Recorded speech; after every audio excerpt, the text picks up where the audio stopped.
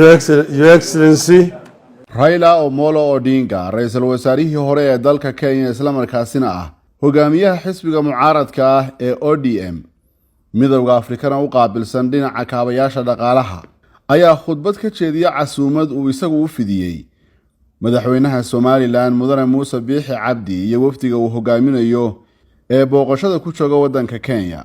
Raila Odinga ayaa khudbadiisa waxa uu ku bilaabay President Mudane madaxweyne Muuse Biixi Cabdi, wasiirada ka socda Somaliland, ministers from Somaliland, marti sharafta kala duwan mudanayaal iyo marwey, ladies and gentlemen.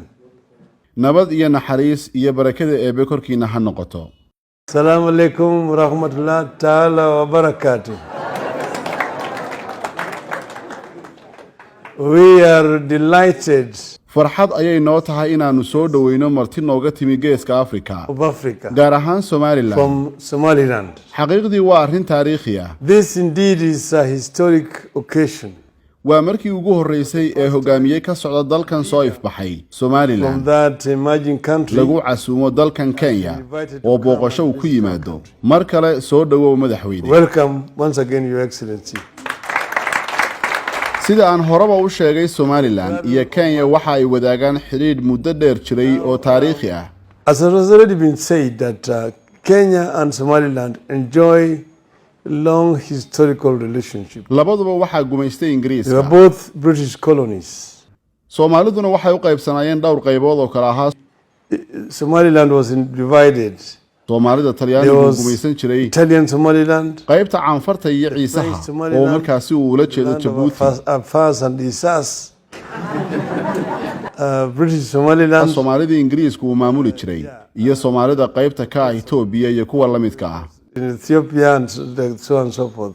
kadib markii madax banaanida la helay, Then independence came and British Soomaalidii Somaliland Britishku maamuli jiray united with waxay la midoobeen qaybtii kale ee Talyaanigu maamuli jiray, waxaana ay sameeyeen Jamhuuriyadda the Soomaaliya. Federal Republic of Somalia.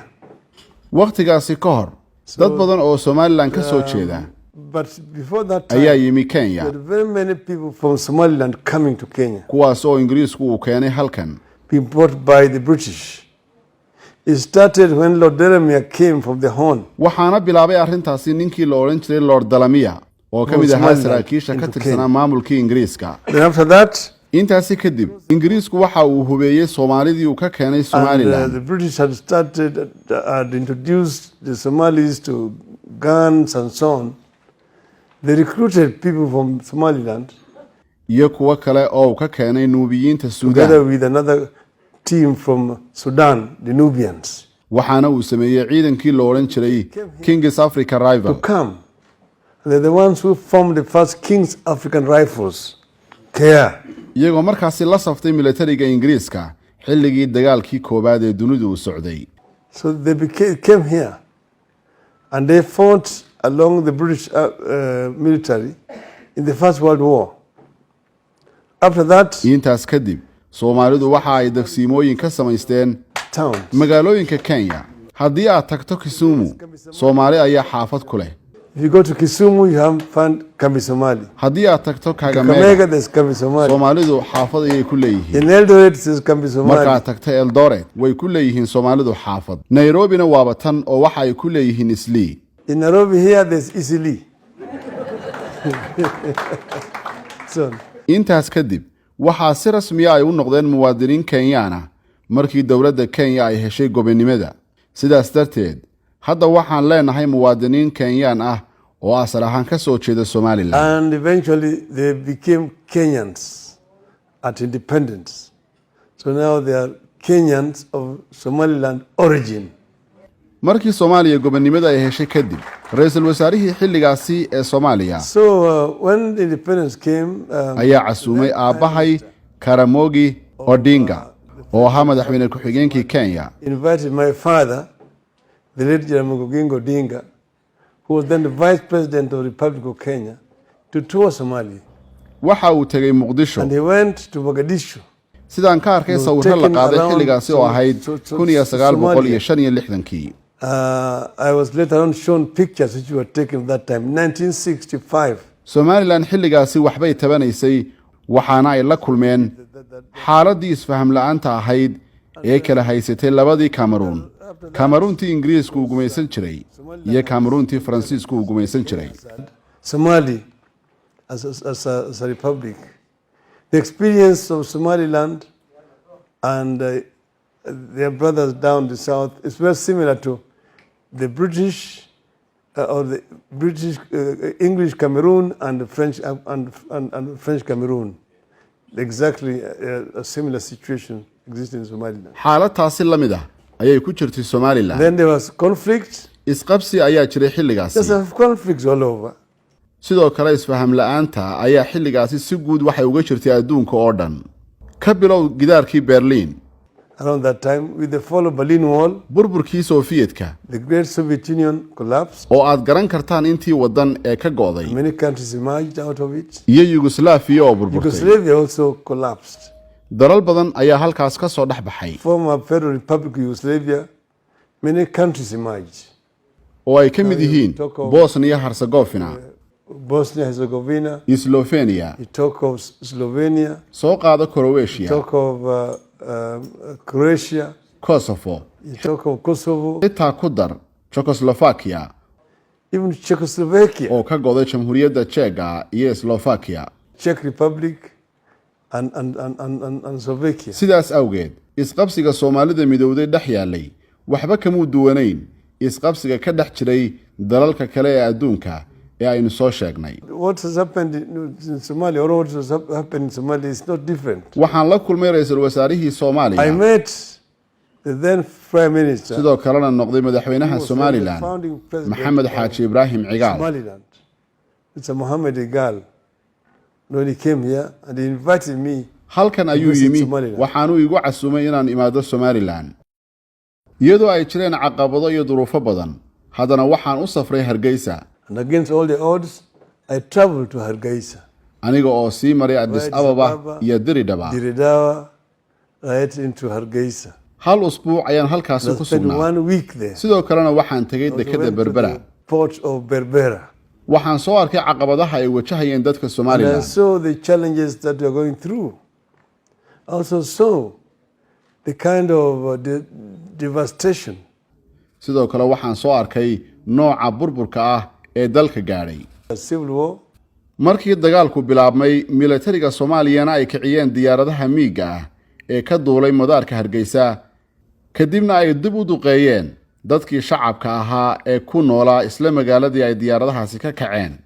From the airport and come back to bomb the civilian population in the same city.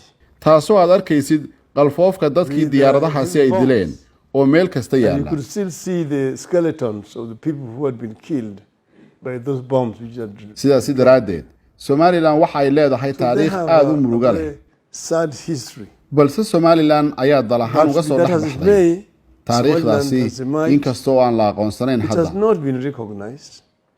But as we all know, for a long time the People's Republic of China was not recognized. balse waxaynu ogsoonahay in Jamhuuriyadda Dadka ee Shiinaha aan muddo dheer qaramada midoobay aqoonsanayn. taasi beddelkeeda waxaa la aqoonsanaa Taiwan. It was Taiwan which was recognized. balse adduunka waxaa hor Eventually the yimi world had no option dariiq kaliya oo xaqiiq ah to recognize the People's Republic of China. oo ah inay aqoonsadaan Jamhuuriyadda Dadka ee I Shiinaha. have had occasion to talk marar aan ka hadlayay golayaasha caalamka sida qaramada midoobay iyo macadka loo yaqaan Chatham House ee Ingiriiska. talked at the UN, and I talked at the Chatham House in London. waxaan si aan kaga basho lahayn u And I sheegay said, in Somaliland ay tahay xaqiiqo aan la dafiri karin. great, and I will say it again, I said that Somaliland is a reality that the world has to live with.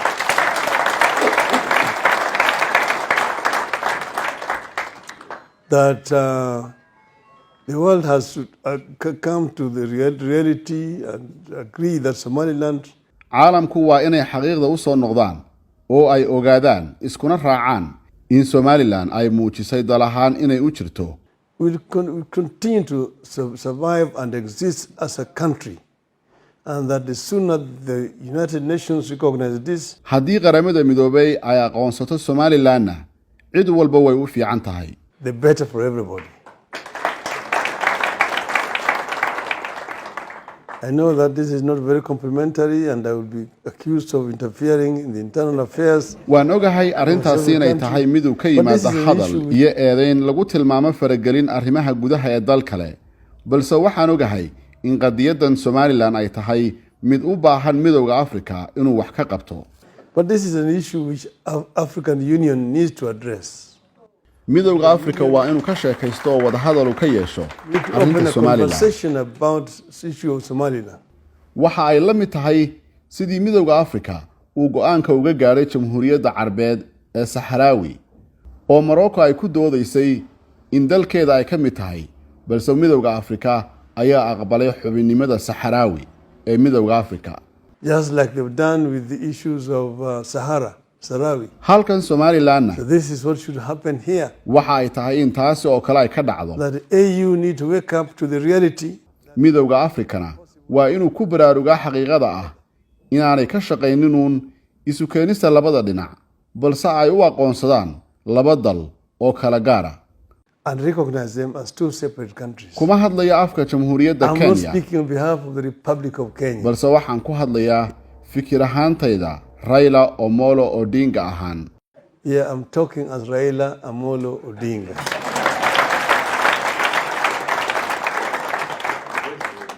sababtoo ah madaxweynaha Kenya waa uu idin la kulmaya. The president will discuss with you people and but we are happy. balse waxaan ku faraxsanahay inaad halkan noogu timaadaan ganacsiga labada wadana waa inuu kobcaa. Trade should thrive between these countries. markii aan Hargeysa joogay When I was in Hargeysa, iyadoo duruufo kala duwan ay all the jireen challenges. balse haddana suuqu xaami ayuu ahaa oo lacagtu waa ay wareegaysay. Money was moving.